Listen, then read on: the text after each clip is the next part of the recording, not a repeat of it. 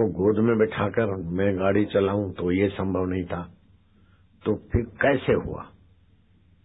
जैसे तुम्हारे मोबाइल में सिम कार्ड आता है तो सैटेलाइट से जुड़ जाता है, ऐसे गुरु मंत्र आने के बाद ईश्वर और गुरु की सत्ता से आप जुड़ जाते हो और आपकी महानता सहज में विकसित होती है। इस शरीर से मैं गाड़ी पे नहीं बैठा हूं और वो मेरे गोद में नहीं है, फिर भी मेरी आत्मा से, ईश्वर की आत्मा से उसकी चेतना जुड़ गई थी। अब ये माघ मास की पुण्यदायी तिथियां आप जरूर नोट कर लो। आज 27 जनवरी माघ स्नान का आरंभ होता है। रवि पुष्या अमृत योग है। आज के दिन किया हुआ जप ध्यान अनंत गुना फल देने वाला है। सूर्योदय से लेकर 4:30 बजे तक आज जितना भी जप कर सको, मौन रह सको, उतना तुम्हारी ऊंची कमाई होती रहेगी। मंत्र की सिद्धि, औषधि की सिद्धि। जो भी मंत्र अथवा जो औषधि ले रहे हो, जो औषधि खाओगे, उस औषधि पर भी नजर डालकर जप करके औषधि को भी सुखदायी बना सकते हो। और मंत्र को सफल बनाने के लिए आज का माघ मास की पुण्यदायी तिथियों का 27 जनवरी का स्नान और मंत्र सिद्धि का योग का फायदा लेना। फिर 6 फरवरी आएगी, उसको षटतिला एकादशी कहते हैं। स्नान, उपटन, जिसमें जौ और तिल पड़ा हो, जौ डाला हुआ पानी पीना, तिल डाला हुआ पानी लेना, तिल मिश्रित भोजन करना, तिल का दान करना, तिल का होम करना, ये पाप नाशक प्रयोग है। 6 फरवरी। 12 फरवरी को विष्णुपदी संक्रांति, पुण्यकाल दोपहर को 12:43 से शुरू होगा और सूर्य अस्त तक 12 फरवरी सूर्य अस्त तक 12:53 से लेकर सूर्य अस्त तक जप ध्यान पुण्य कर्म लाख गुना फल देगा पद्म पुराण के अनुसार। 17 फरवरी रविवार सप्तमी। रविवार सप्तमी के दिन कभी कभी आते हैं वो दिन, जब करने से 10,000 गुना फल होता है। लेकिन ये रविवार की सप्तमी आरोग्य प्रदान करने में सक्षम है। इसको अचला सप्तमी भी बोलते हैं। सूर्य ग्रहण के समान इसका पुण्य है, लाख गुना फल होगा जप का। सूर्य ग्रहण के समय अथवा चंद्र ग्रहण के समय स्नान जप ध्यान आदि से जो फल होता है वो फल होगा। और रविवार की सप्तमी को अगर मानसिक गुरुदेव का स्नान जप ध्यान आदि पूजन किया जाए तो वो फल अक्षय होगा। अक्षय फल, उस फल का क्षय नहीं होता। पुण्य के फल का क्षय होगा सुख भोगने से, पाप के फल का क्षय होगा दुख भोगने से, समय जाने से, लेकिन गुरु पूजन का फल अक्षय होगा, नष्ट नहीं होगा, शाश्वत से मिलाने वाला होगा।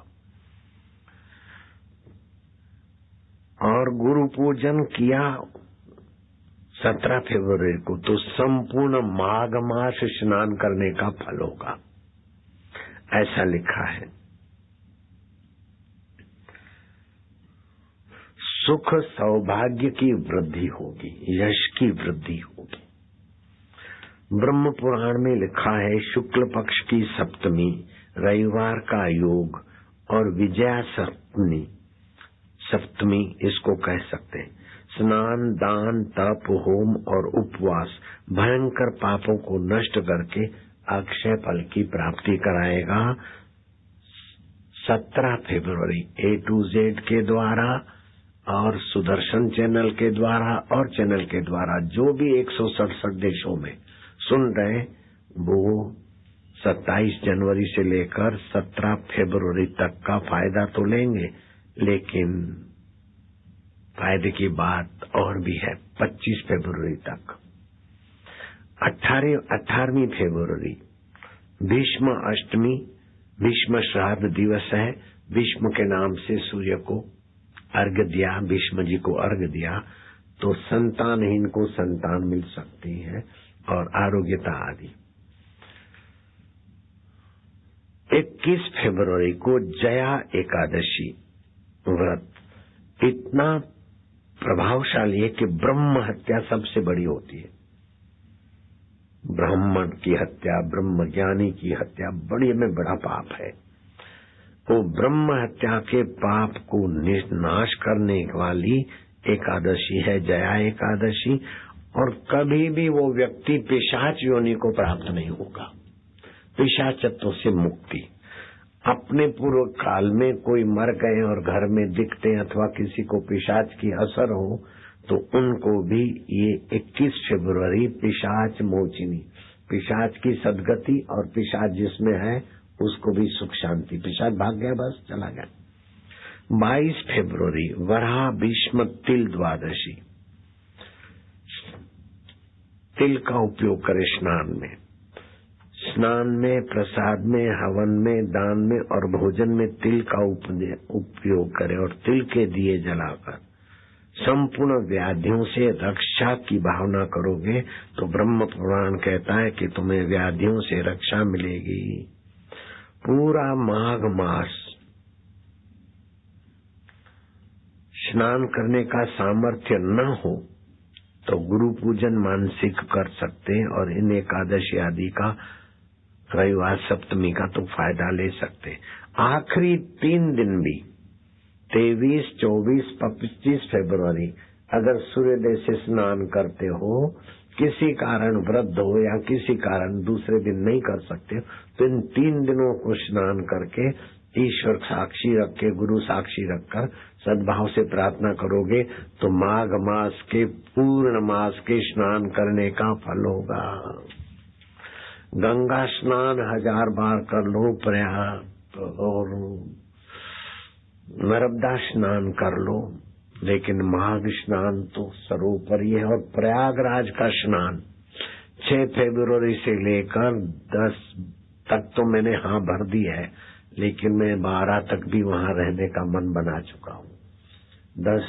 6 से 12 फरवरी तक प्रयागराज में मैं रहूंगा और फिर शिवरात्रि के दिन से 2 दिन पहले अर्थात 8 मार्च, 9 मार्च और 10 मार्च सुबह 10 बजे तक पलाश के फूलों से लोगों को, वहां के लोगों को रंगूंगा, जिससे उनके जीवन में प्रसन्नता बनी रहे। ये केमिकल के रंग बड़ी तबाही करते हैं।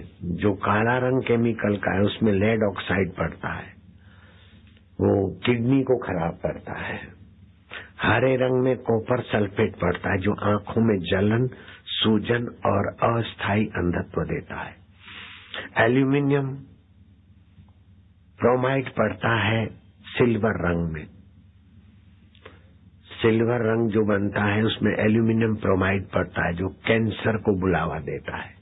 नीले रंग में प्रूशियन ब्लू पड़ता है जो चर्म रोग देता है। और लाल रंग में मर्क्यूरिक सल्फाइड पड़ता है जो त्वचा को कैंसर देता है। और बैंगनी रंग में क्रोमियम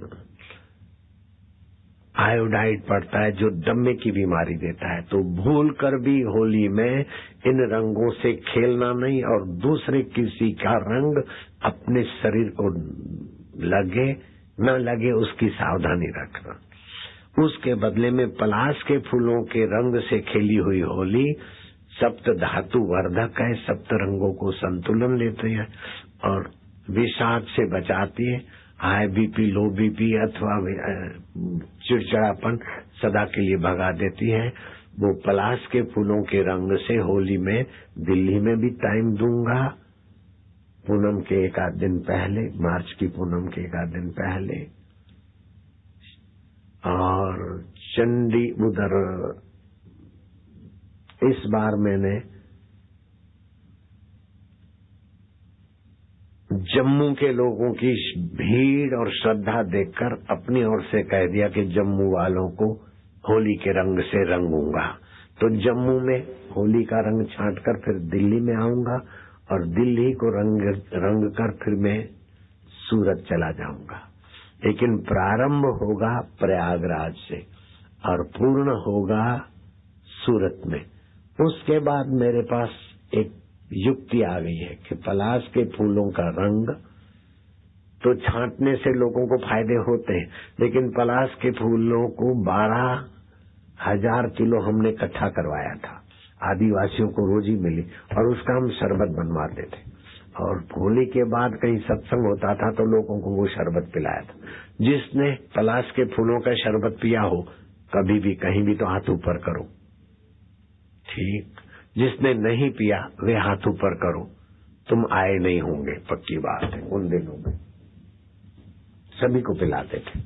तो पलाश के फूल अपने शरीर पर लगे उसका रंग, या तो शरीर में वो शरबत जाए तो आपकी गर्मी को पचाने की शक्ति रहेगी और संतुलन शरीर का बना रहेगा। जो सुबह दीक्षा लेने के निमित्त आए 8, 8:30 बजे, उन सबको तो मैं विशेष शाबाश दूंगा, बधाई दूंगा। और पीछे तक लोग बैठे हैं, कहाँ तो 8 और कहाँ 1। ये भारतीय संस्कृति का प्रत्यक्ष दर्शन कर लो। लाखों लोगों के दीदार करके 167 देश के लोग भी दंग रहते होंगे कि मेरा जहां तक जिम्मी जात 23-24 दोपहर तक जम्मू में और 24 दोपहर से 26 सुबह तक दिल्ली में। अगली पूनम मार्च की, फरवरी की पूनम या तो रजोगरी आश्रम में होगी 25 फरवरी, अथवा तो रामलीला मैदान में होगी।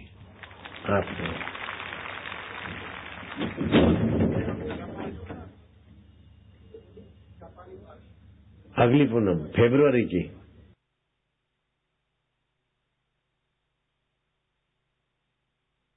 रोहिणी वाले और फरवरी की पूनम, होली की पूनम रोहिणी कर दे। रंग छाटेंगे रोहिणी में, है पिचकारियां धारा। जम्मू के बाद रोहिणी, रोहिणी के बाद सूरत। ठीक है, चलो हो गया।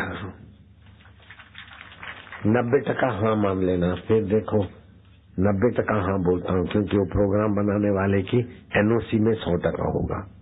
जो प्रोग्राम बनाता है उसकी एनओसी चाहिएगी आपको। ठीक है, 90% मेरी हाँ है, लेकिन एनओसी उसकी लोगे तो 90%, नहीं तो 0%। एनओसी प्रोग्राम बनाने वालों की लेनी पड़ती। वो अर्जुन से मिल लेना, कर लेना। 90% मेरे तरफ से हाँ है, 10% आखिरी उसकी एनओसी नहीं आई तो फिर समझ जाना।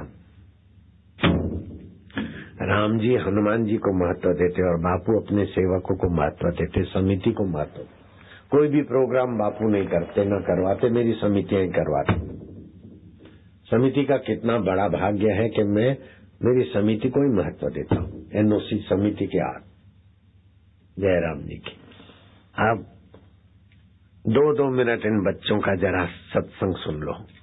आए हो तो बच्चे भी तैयार हो जाओ। मुझे 108 बच्चे तैयार करने, 108 बापू जैसा काम करे ऐसे बच्चे तैयार करने जल्दी से। सुरेश भैया की मोनोपोली नहीं रहेगी। 108 बच्चे सुरेश भैया को पीछे कर दे, ऐसे तैयार करना चाहता हूँ। आ जाओ बच्चे जल्दी से, आ जाओ बेटे, कुछ 2 वचन सुनाओ सत्संग के।